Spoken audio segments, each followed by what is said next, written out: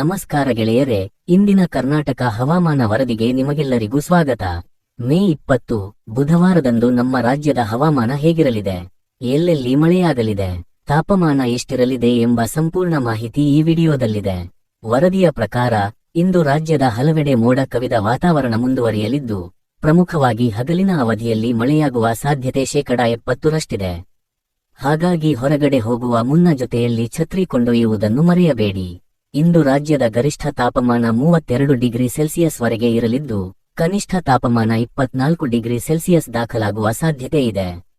ತೇವಾಂಶ ಅಂದರೆ ಹ್ಯೂಮಿಡಿಟಿ ಪ್ರಮಾಣ 65% ಇರಲಿದ್ದು, ಹಗಲು ಮತ್ತು ರಾತ್ರಿ ಎರಡೂ ಅವಧಿಯಲ್ಲಿ ಆಕಾಶವು ಸಂಪೂರ್ಣವಾಗಿ ಮೋಡ ಕವಿದಿರುತ್ತದೆ. ಹಗಲಿನ ಸಮಯದಲ್ಲಿ ಭಾರೀ ಮಳೆಯ ಮುನ್ಸೂಚನೆ ಇದ್ದು, ಮಳೆ ಬರುವ ಸಂಭವನೀಯತೆ 70%ರಷ್ಟಿದೆ. ಆದರೆ ರಾತ್ರಿಯ ವೇಳೆಗೆ ಮಳೆ ಕೊಂಚ ಕಡಿಮೆಯಾಗಲಿದ್ದು, ಮಳೆಯ ಸಾಧ್ಯತೆ ಕೇವಲ 10ಕ್ಕೆ ಇಳಿಯಲಿದೆ. ಇದರೊಂದಿಗೆ ಪಶ್ಚಿಮ ದಿಕ್ಕಿನಿಂದ ಗಂಟೆಗೆ 13 ಮೈಲಿ ವೇಗದಲ್ಲಿ ತಂಪಾದ ಗಾಳಿ ಬೀಸಲಿದೆ.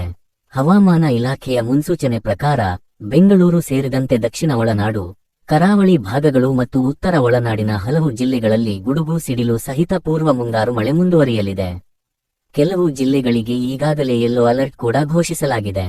ಕಚೇರಿಗೆ ಅಥವಾ ಅಗತ್ಯ ಕೆಲಸಗಳಿಗೆ ಹೊರಡುವ ಸಾರ್ವಜನಿಕರು ಹಾಗೂ ರೈತ ಬಾಂಧವರು ಮುನ್ನೆಚ್ಚರಿಕೆ ವಹಿಸುವುದು ಒಳಿತು. ಇದಾಗಿತ್ತು ಇಂದಿನ ಕರ್ನಾಟಕದ ಹವಾಮಾನ ವರದಿ.